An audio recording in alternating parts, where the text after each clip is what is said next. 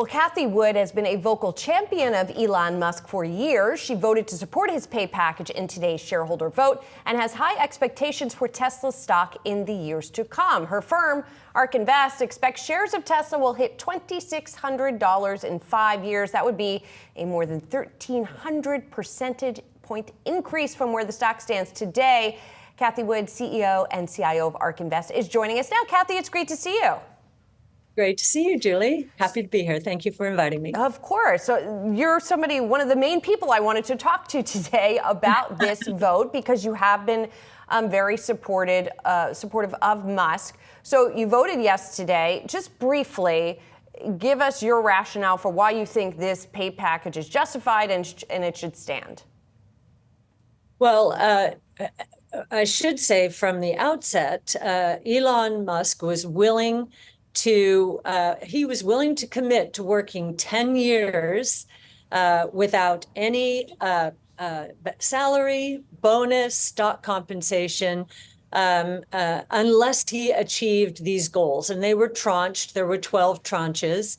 But he accomplished what at the time, 2018, most people were saying was laughably impossible, number one. Now, we thought it was possible with brilliant execution.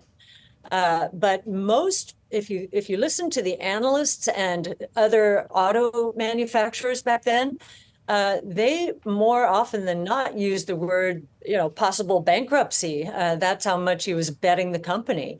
And that he did. And he accomplished something phenomenal.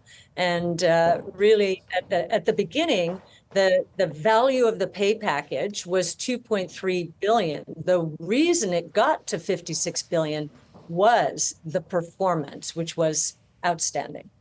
Cathie, I'm also interested to get your take on how critical you think Musk is to Tesla, because we've had analysts come on the show, Cathie, who cover Tesla, and they'll kind of suggest, in their opinion, he is almost foundational. They'll say things like Musk is Tesla, Tesla is Musk. Do you agree with that, Cathie?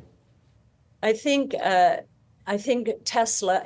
Musk has been incredibly important to Tesla and still is.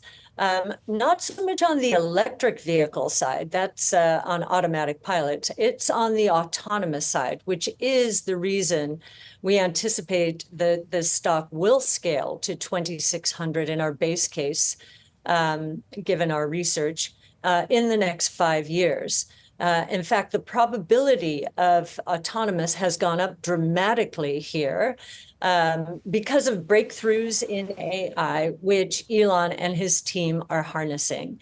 And this is a winner-take-most opportunity. The first autonomous taxi network to evolve and get people from point A to point B as safely and quickly as possible is probably going to win the lion's share of a given market. I think this will be country by country, or maybe continent by continent. So, and we think Tesla is in the pole position, certainly here in the United States, and we were very pleasantly surprised that China has invited Tesla to partner with Baidu on the Apollo autonomous project. I think the signaling there is the Chinese companies are trying to go autonomous and beat us at this game, but they have been unable to do so.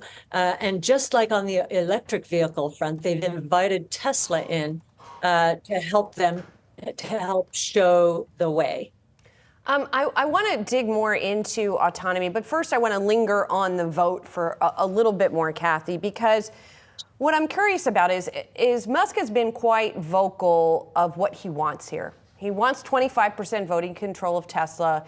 He has said that if the pay package didn't go through, although it seems like indications are it's going to go through, but that if it didn't go through, he was going to take some of his AI technology to one of his other endeavors. If the pay package indeed does get passed, what's your level of confidence that he won't still at some point get angry at something? He is mercurial, and take that AI technology elsewhere? Well, first of all, and just to finish off on the last question, once autonomy is in place, and we're almost there. Anyone who has FSD, full self-driving, today knows that every 2 weeks now we're seeing leaps in performance. And so we do think that autonomous is almost here. And then you can ask me the question after that happens. In terms of taking AI, his AI strategy elsewhere, I think what many people do not understand is Tesla is the largest AI project on Earth.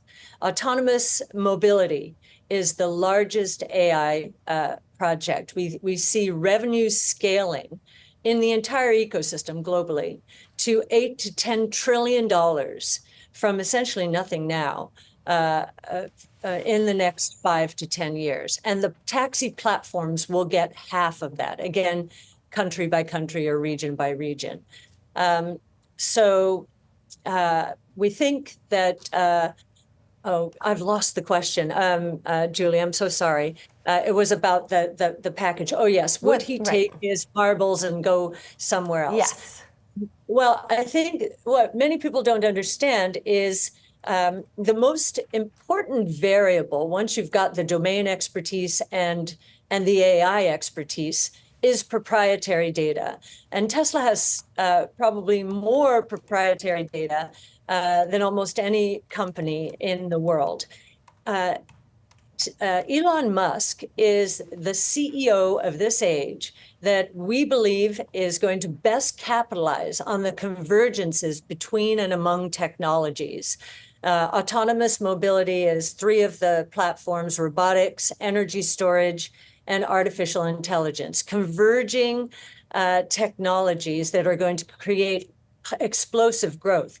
The other companies, we don't think are going to change humanity as much, or the environment, shall we say, as much as Tesla is. And I think Elon is passionate about that topic. The other companies are AI companies. He's going to harness AI and create, in the case of X, the Everything app. We do think that's his plan there. But the biggest project is this one. The most challenging project is this one. And I don't think he's going to leave until he sees autonomous on, I guess you could say, automatic pilot. And Cathie, as you're kind of suggesting there, you know, Musk is a busy guy. He's always been a busy guy, but he seems busier than ever. I mean, as you're mentioning, Tesla, Neuralink, you know, XAI, X. I mean, are you, as an investor, Cathie, are you ever concerned that he's spread too thin at this point? I am not, because, again, of this convergence idea. We almost need CEOs to become multidisciplinary in order to understand how the world is going to work. And Elon epitomizes that, right, in terms of AI in each of the projects, autonomous mobility here on Earth, in space, and AI projects elsewhere. So this is really, even Neuralink, there's AI, they're harnessing AI there as well. So I think that he is becoming a better executive from a strategic positioning point of view because of his focus on these various AI projects. Cathie, I know you have a longer time horizon. We've talked about this frequently, as that's evidenced by your firm's now analysis going out to 2029 for Tesla and where it should be. But Tesla's down this year, and your benchmark ARK ETF is down this year, but it's also down over the 3 and 5 year periods. And so I'm just curious how you're thinking about strategy with regard to Tesla and more broadly given that. Well, given our price target, as you say, Julie, we have a long-term time horizon. The reason Tesla is down is because EV sales are much weaker in this macroeconomic environment, and there's price discounting. Many people ask us about that. We would worry more about the traditional auto manufacturers as electric vehicle prices come down below gas-powered car prices. So we've got our eye on the prize. It's a 5-year investment time horizon. You are right. The 3 and 5 year numbers, we have not met our 15% compound annual rate of return over a 5-year period. And I think, and I know the reason for that in this particular case was the shock that we saw coming out of the Fed, a 24-fold interest rate increase in little more than a year, which absolutely crucified long duration assets. ARK epitomizes in the equity world long duration. We have a 5-year investment time horizon, whereas most have 1, I would say, these days. So we understand why. We think we've paid our dues in terms of rising rates. If anything, the recent inflation data suggests interest rates will fall this year, and the number of dot plots is increasing once again. That should accrue to the benefit of our strategy. This year, the backup or the underperformance has had a lot to do with going from 6 interest rate cuts expected at the end of last year to, at one point, 0 or just 1. Now we're up to 2.